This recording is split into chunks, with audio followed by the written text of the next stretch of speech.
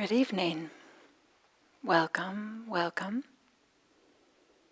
And even if it's not evening when you're listening to this, sometime in the future, or maybe you're on a different place on the planet where it's no longer evening, a warm welcome. So we'll start with a little bit of a guided meditation. And just settling in, feeling what it feels like at this moment.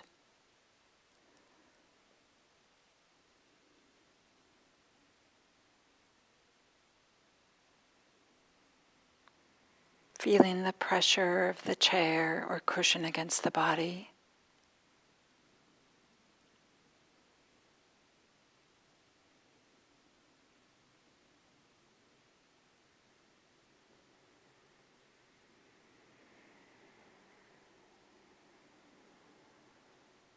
Feeling what the hands are resting on.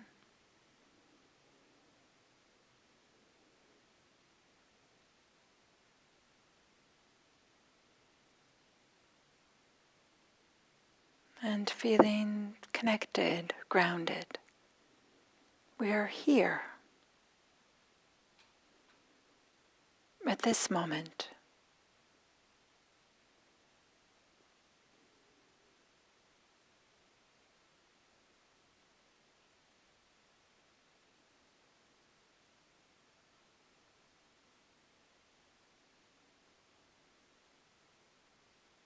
Paying a little attention to the posture. A posture that has both some uprightness, if not literally, then figuratively. Has uprightness with some dignity, but also some ease.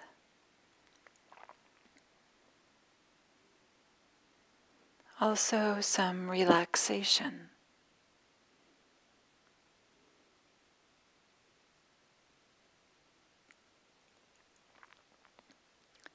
Sometimes it can be helpful to just notice the chin. Sometimes we raise them up a little bit or we find ourselves going down, but to have it be level with the shoulder and to just tuck it just a tiny, tiny bit to open up a little space in the back of the neck.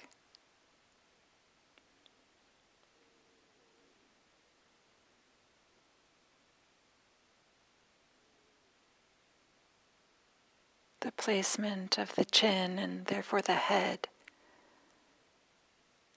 can really have a big impact on our posture.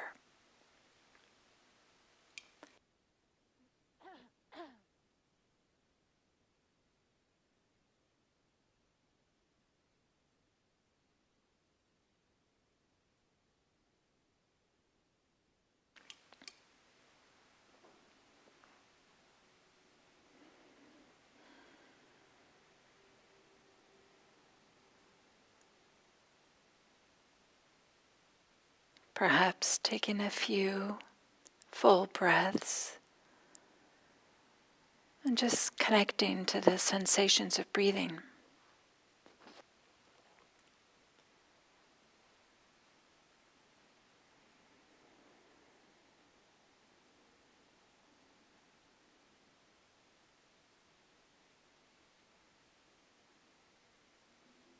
Feeling the breath in the chest, in the abdomen, or in the nose.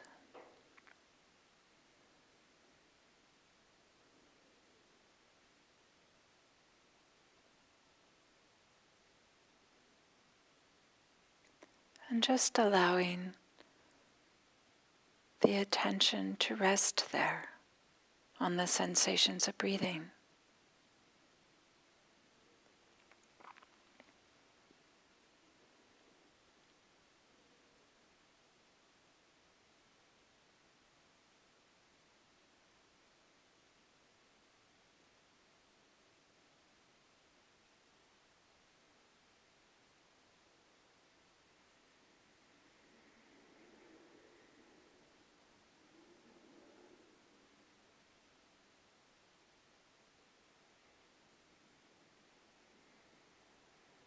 And what is it like to tune into the out-breath, to feel the out-breath from the beginning to the end?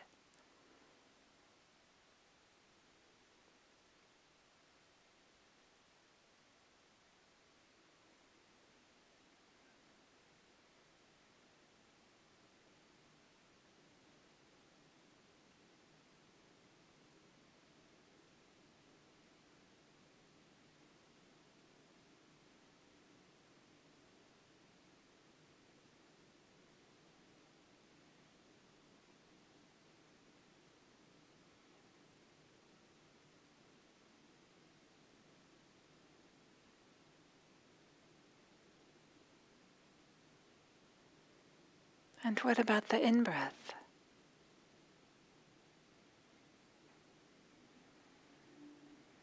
All the phases of the in-breath,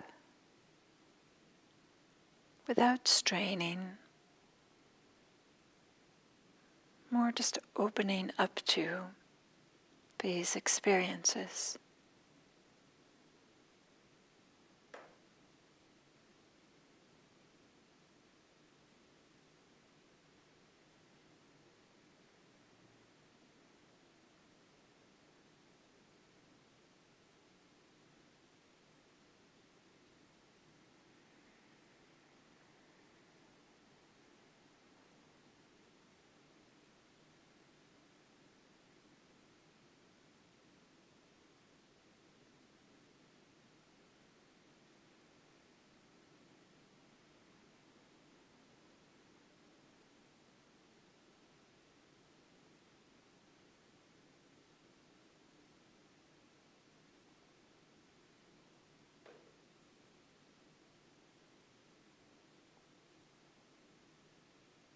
And we can notice the transitions between the in-breaths and out-breaths.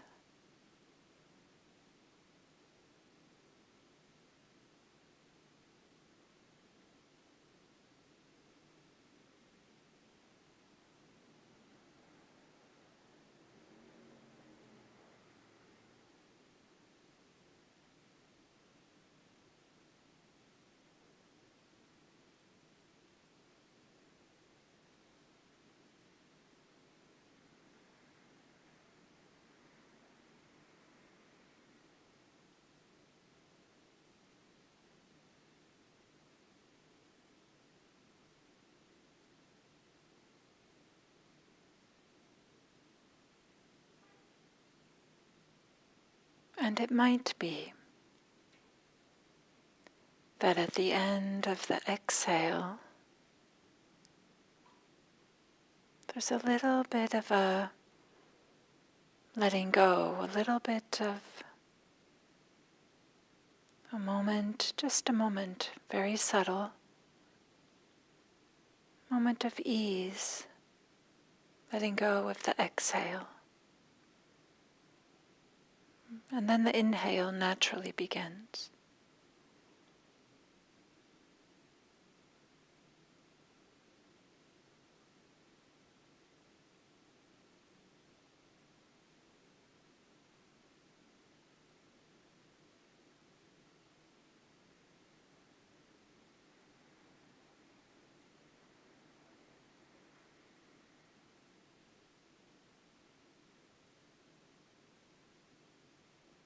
It can be helpful to tune into that very slight sense of letting go that's just naturally there at the end of the exhale.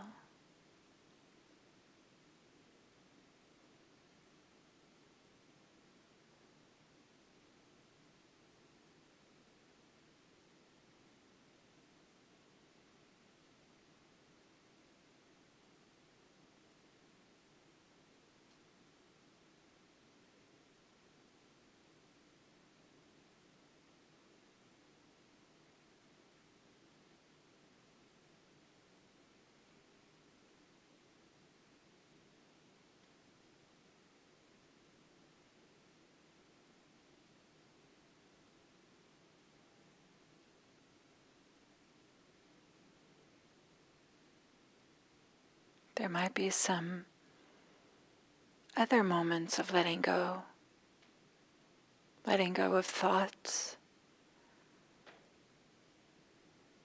allowing the mind to come back to the sensations of breathing.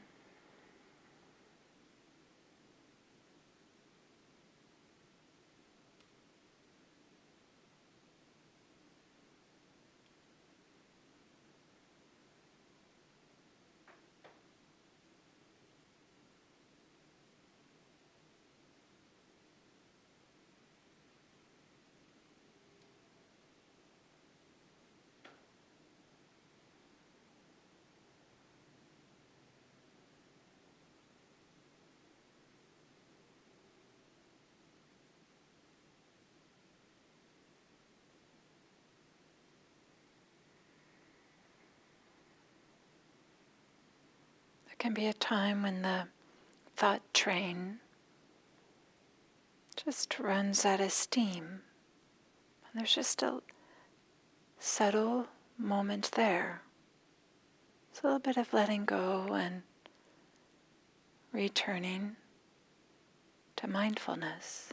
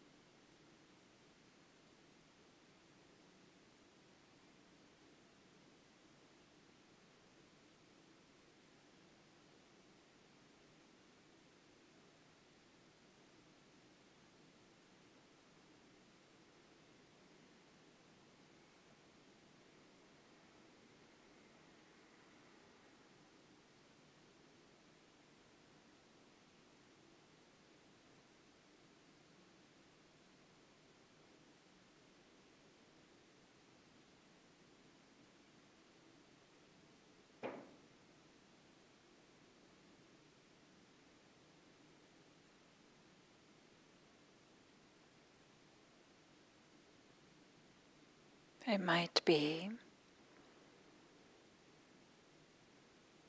that the mind is caught up in a desire, wanting something, fantasies of something you're going to purchase, or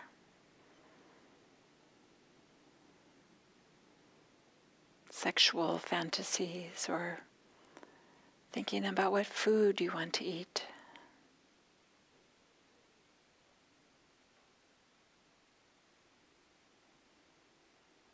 It can be really supportive as best you can on occasion to just hang out with these desires,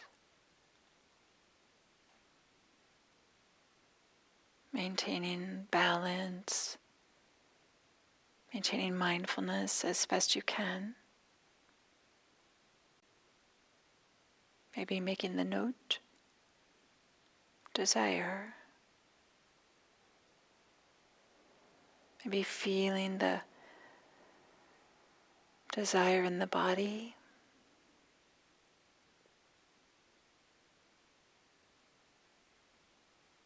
Allowing it to be there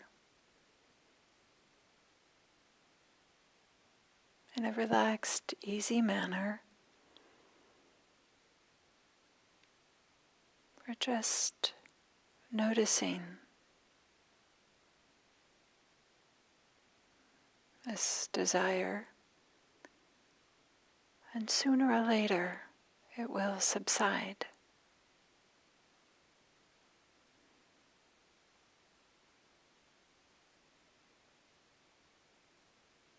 It's impermanent, like everything else.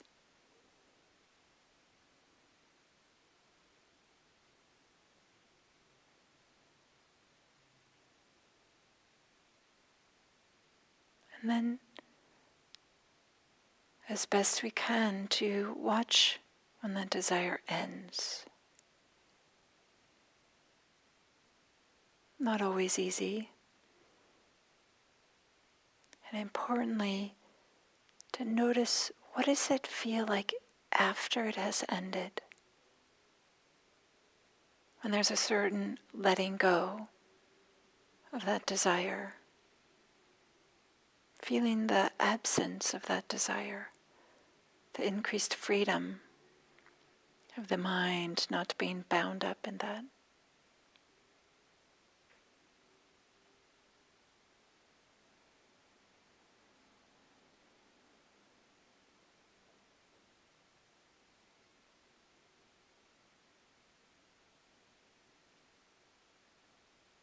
It's not our habit to notice the absence, but it can be really helpful.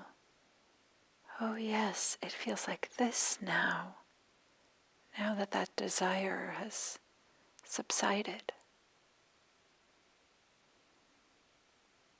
And feel the ease, the freedom, the spaciousness. It might be subtle.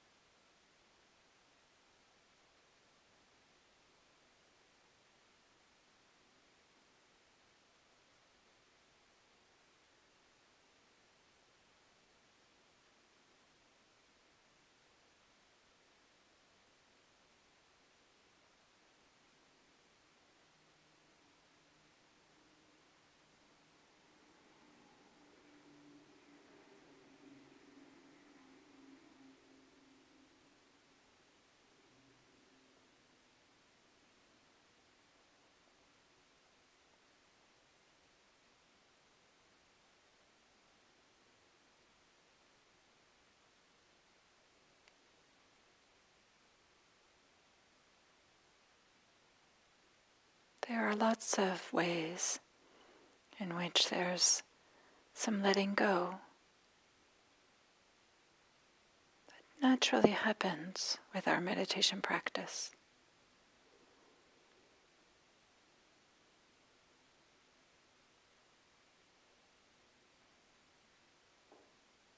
It can support our practice to recognize, how does it feel after there's a letting go?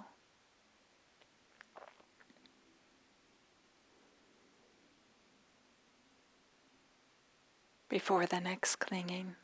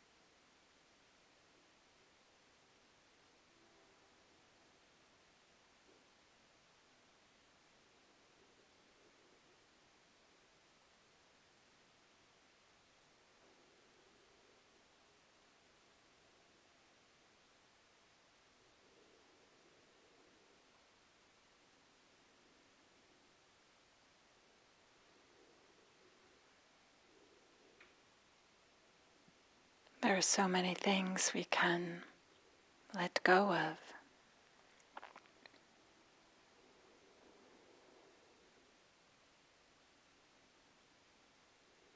This path of practice is not about acquiring, getting more and more and more. It's really about letting go, letting go.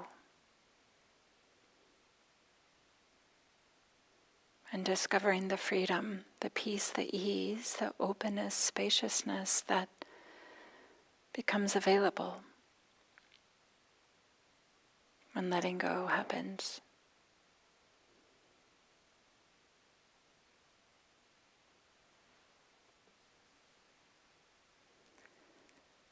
And this spaciousness and openness can support our practice, support our lives. And also helps to make room so that we can see others, really see them and meet them how they are. Support them in a way that's appropriate for us. And in this way, our practice is a support not only for us, but for those around us. So may our practice together be for the benefit of all beings, everywhere, without exception.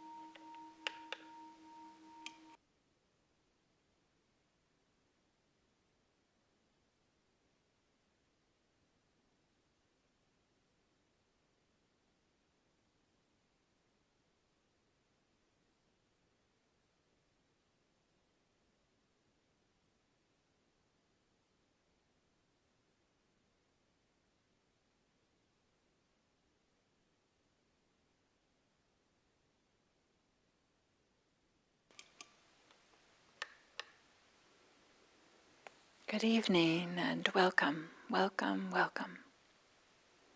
A really warm welcome. I'm happy to be practicing with you all, even though we're not all together in the same room.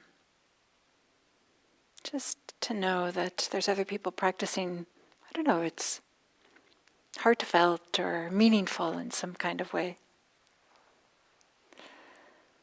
So tonight I'd like to talk about the notion, the practice, the teachings of letting go. And in some way we could say that all the teachings and all the practices come down to this idea of letting go. In fact, we might understand that Nibbana is a really radical type of letting go, a very thorough letting go just completely, letting go so thoroughly that there's not even any one to let go of anything. Just this complete letting go. And it's quite something that maybe to think that it could be summarized in so simply, and yet how many suttas are there? How many Dharma talks have there been? How many times have we meditated? So somehow this letting go is not so easy, or maybe it's simple. The idea is simple, but maybe not so easy. And part of it is to have the confidence and to have the trust that this is the direction to go. It's not to be grabbing on for more and more things, or not to be clinging tighter, but to be softening and loosening whatever it is we find ourselves holding on to, whether that's ideas or people, experiences, wishes. And so this confidence, this trust on why to let go or how to let go, or even to ask one question, does one even do the letting go, or does letting go just arise, just happen? And it can take years of practice to unlearn a lifetime of clinging and acquiring. Of course it does. When certainly our society certainly promotes acquisition. So kind of renunciation or letting go is the opposite movement of what we've probably been doing for most of our lives and what other people around us are doing. And it takes years of practice to appreciate that more freedom and ease arise with this letting go. On the guided meditation I did before this Dharma talk, I pointed to some, they might be very subtle, but some letting go that just naturally happens with meditation practice. Letting go of thought trains that happen, and then we come back to the breath, and just to notice that slight moment, maybe it's a split second, when that letting go happens and there's a little bit more ease and freedom. The letting go that happens at the end of the exhale. Just a natural physiological letting go. Or we can hang out with a strong emotion. And if we can stay steady and with a certain degree of mindfulness, we can notice that even that too, there's a certain letting go, it subsides. And certainly, not only in our meditation practice, but we can notice letting go in our daily life. And we might even say that learning to let go skillfully is part of having a happy life. But we regularly let go of plans, let go of preferences, maybe let go of opinions when we get new information, when it just doesn't make sense anymore to be holding on to the picnic outside when it starts to rain. It doesn't make sense to have one particular view. When you get more information, you realize, oh, I didn't realize that. I guess what I was thinking isn't quite right. I'm going to adjust my thinking now.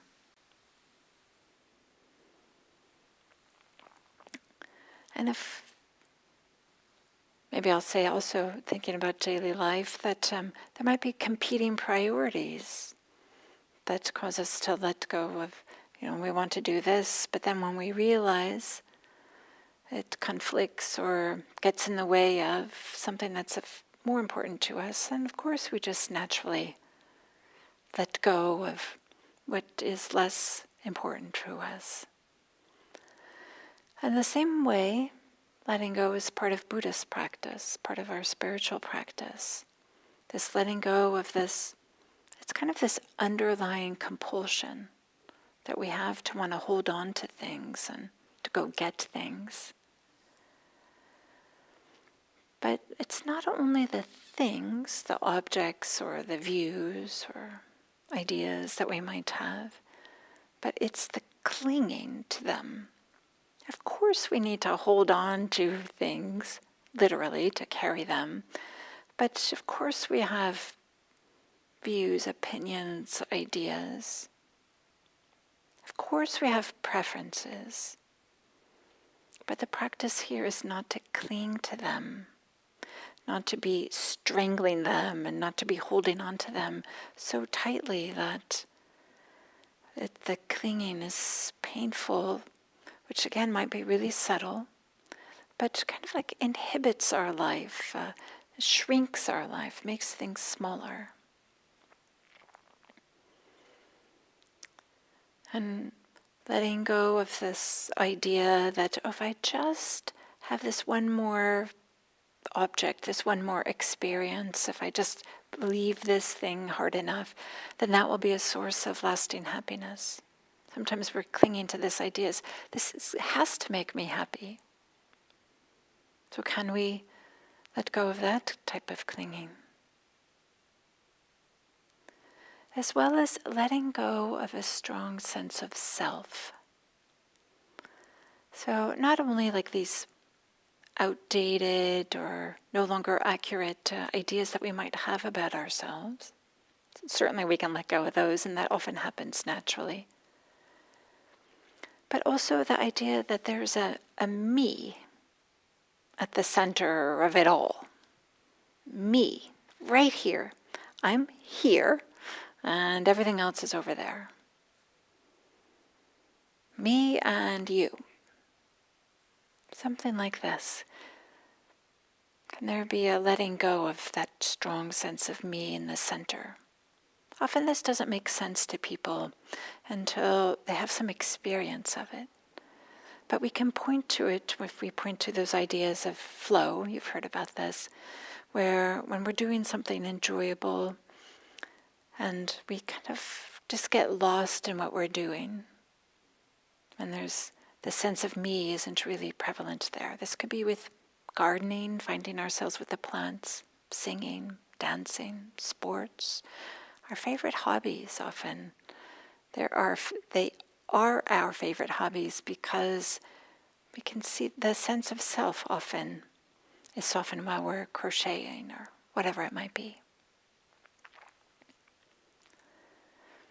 So I appreciate very much what I've seen Gil do about this idea of letting go of clinging or just letting go in general. And he often does this demonstration with this striker. And he talks about there can be a letting go, in which we're really holding on very tightly to this. And there can be a letting go that's like this, so that we no longer have it. It's just let go and the striker's no longer there. And that might be appropriate if what we're holding on to is unwholesome and unhelpful. But often, if we're really holding on to something, we can't just simply let go. Especially if it's unhelpful. We might know it's unhelpful, but we can't stop the clinging. So something that I appreciate very much that Gil has shown is to let go this way. Just to soften the clinging. The striker is still here in my hand. I've just unclenched my fist around it. So is there a way in which we can have this movement of opening? Maybe we can just open a little bit. Maybe we open a lot. So this idea of clinging and letting go of clinging. So it's not so much the actual objects or objects or views, because some of them are really worth having in our life and are appropriate to have. So you might say, okay, well, sure, clinging seems like it should be a good idea, but how does one do this? How does one let go, either by unclenching the fist this way but still holding the object, or letting go in a way which the object completely goes away? Well, one way is to notice the feeling, the experience, or maybe even imagine what will be gained with the letting go. That is, let go into something that feels more open, more spacious, a little more ease. Something that's more satisfying and pleasant. And for those of you who are familiar with concentration practices, to get deeper and deeper with concentration, in fact to even get concentrated at the beginning, is all about letting go. Whether we think about that explicitly or not, but concentration is described as like a shedding, first of the hindrances, and then of different factors that arise, the kind of like let go, let go. So just to recognize that when you find yourself that there's a certain amount of settledness, you might just do a little bit of reflection. Oh yeah, this feels a little more spacious or open than the unsettled mind that was perhaps a few moments before or at the beginning of the meditation session. So to recognize that this movement of letting go is associated with settledness, ease, pleasantness. I'm using this word openness, spaciousness, but it's usually a pleasant, a comfortable feeling. And here's a poem from Rosemary Trommer. So kind of about this idea of letting go and letting go into. And Rosemary Trommer, she wrote this on December 9th, 2020, still in the midst of the pandemic. And the title is A Little Pep Talk. I love this, a little pep talk. And this poem goes like this. The swirling ash doesn't try to become log again. The flying leaves don't attempt to return to the tree. The girl can't untwist her genome back into separate strands. The flower in the bread can't return to the sack, can't undo the kneading of hands. In all things lives a memory of letting go and the chance to transform into what it can't know. What do you say to that, heart? Good self, what do you say to that? So, Rosemary Trommer, in my mind, she's given herself a little pep talk, reminding herself, good things happen. Nice cozy fires, bread, the leaves just fall from the tree. It's natural. Senescence is a natural thing that happens. It's, part of the lifespan of trees. Maybe it's pleasant to walk around in crunchy leaves. But just this recognition that letting go is natural and is part of what happens, but it helps create the conditions for something else to arise. And maybe we already know what this something else is that arises, something pleasant and open. So that's one way to support letting go, is to let go into. Maybe it's letting go of some of the hindrances, letting go of insisting that our meditation go a particular way, and instead being able to just acknowledge and appreciate how it is going. Then the second way, which the Buddha talks about a lot, is this idea of noticing the gratification, the drawbacks, and the escape. The gratification, drawbacks, and escape. And the Buddha talks about this in lots of different contexts. And I appreciate very much that it starts with gratification. So what is meant here is to start with acknowledging that our experience in the world provides some degree of gratification and enjoyment. There are pleasant experiences to be had. And to notice them. And maybe also to notice the pleasure or the happiness that arises when our desires are fulfilled. When we get that thing that we believe we want. When we get it at that moment. There can be a certain, maybe certain, I got it, I achieved it. Whether that's just the satisfaction comes out of the ending of the desire or the beginning of having, that's another Dharma talk. But just to notice that there can be a pleasant sensation that's associated with achieving, acquiring, getting something and holding on. And whether that's just an experience or an object or an idea. But then when we look more closely, And often this is what meditation practice can help us do. It can help fine-tune the mind so we can look more closely. When we look more closely, we notice that there is a little bit of a dark underbelly of these pleasant experiences.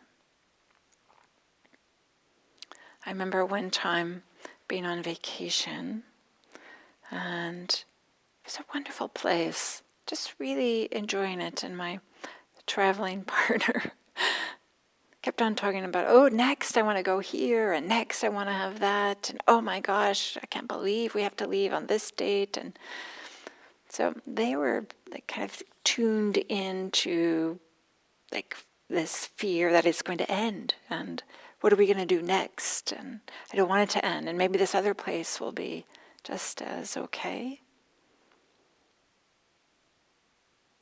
So there's often this dark underbelly, the unpleasant experiences. There's this little niggling, ooh, I hope this doesn't end.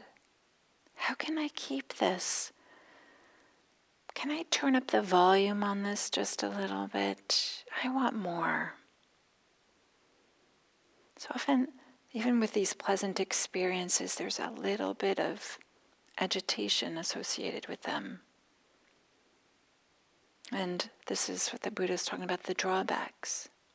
There's often some agitation because we know that things are impermanent. We know that it's not going to last forever, and we wish it were.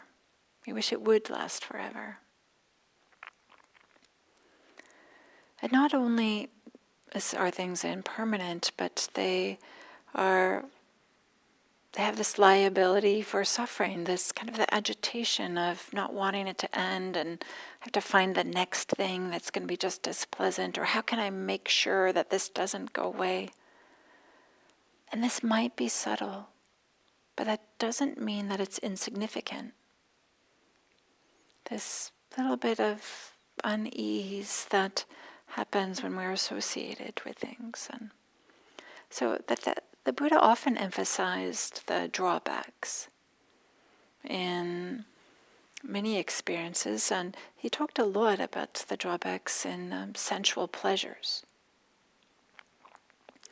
Not because that they're sinful or something like that, but just because he noticed that as humans we so much can spend our lives chasing one sensual pleasure after another and not really paying attention, trying to deny that there are any drawbacks, even though there's a part of us that knows that there are. So trying to have this sense that, trying to ignore maybe that part of our experience. So the Buddha was pointing, there is suffering, and an encouragement not to indulge in sensual pleasures. And so when we see this in some deep, radical way, when we see that ideas, people, objects, experiences can't be sources of lasting happiness, they just can't. They're changing, they're inconstant, they end. They create the conditions in which we have this agitation where we're trying to want more or chase after them in some kind of way. But when there's a real deep understanding, oh, this can't be a source of lasting happiness. Perhaps there's a part that wish it were, but this deep understanding that it can't, then letting go naturally happens. It just doesn't make sense anymore to be holding on. So there's a way in which some deep insights, maybe more than just an intellectual understanding, but more an experiential understanding, maybe like deep inside, to see that the agitation, the suffering that's associated with clinging, to recognize that things are inconstant and they end, then letting go naturally happens. And that is the escape that the Buddha talked about, the gratification, drawbacks, and escape. That's the release from the drawbacks, the ending of them. When we see that our craving for pleasure in some way kind of like binds us to what is inherently flawed, maybe, not perfect, it won't be perfectly satisfying, then we just stop. Maybe I shouldn't say we just stop, I should say maybe just clinging stops. So the Buddha talked about this in his own practice. And maybe in some ways this gratification, drawbacks, sometimes also translated as danger, and escape, these three elements. In some ways we might say this is foundational to the whole Buddhist practice. And the Buddha describes in his own practice. This is a quote from a sutta. He says, mendicants, talking to his followers, before my awakening, when I was still unawakened, but intent on awakening, I thought, what is the gratification in the world? What is the drawback? And what is the escape? Then it occurred to me, the pleasure and happiness that arise from the world, this is the gratification. That the world is impermanent, suffering, and perishable, that is its drawback. And removing and giving up desire and greed for the world, this is its escape. And as long as I didn't truly understand the world's gratification, drawback, and escape in this way for what they are, I didn't announce my supreme perfect awakening. But when I did truly understand the world's gratification, drawback, and escape in this way, I announced my supreme perfect awakening in this world. So his realization was a part of his awakening that kind of allowed this radical letting go that's nibbana. This really radical, completely thorough letting go that is nibbana. So this noticing the gratification, drawback, and escape is another way that can support the letting go. And it might be that with some more obvious or less dearly held experiences, objects, people, things, we can let go. We can say, you know what, this just doesn't make any sense anymore, I'm going to let go. And it might be that with some of the more subtle ones, it's with insight into impermanence, suffering, not self, that letting go naturally happens. So maybe in some way we can also, as a support for letting go, or we can consider it as a giving up. And up as in like we give up and we put up onto the altar. Kind of like this idea, like we make an offering, like as an act of generosity. To let go might be to give up, as to recognize that I'm going to offer this to something bigger, something other than me. It makes it more kind of a sacred act, if you will, and a type of movement of the heart. And to be sure, this letting go and giving up should be done in the service of what is wholesome and virtuous, and in service of beneficial states of mind. There's absolutely no obligation to do this. It's just part of the path of finding more and more ease and more freedom in our lives. So to let go, if we feel like we're kicking and screaming and kind of, really protesting, wanting the letting go, maybe it's not quite right to let go of that. maybe there's something more to understand about why we're letting go, and what is it that we believe is the support that we're getting from whatever it is we might be holding on to. So that letting go is the service of creating a inner wealth, this inner treasure, if you will, of this spaciousness and ease. And so that we're able to let go of the unwholesome and which makes room and brings in the wholesome.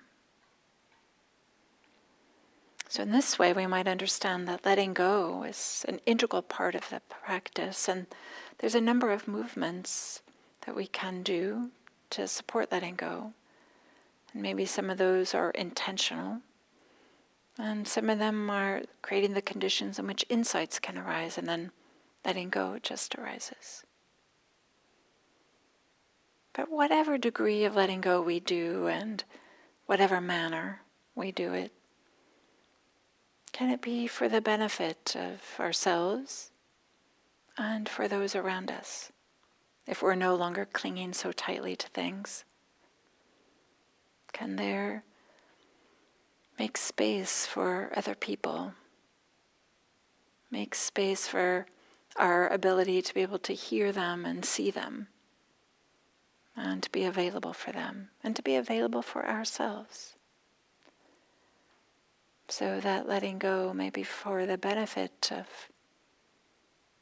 ourselves, others, and all beings everywhere. Thank you.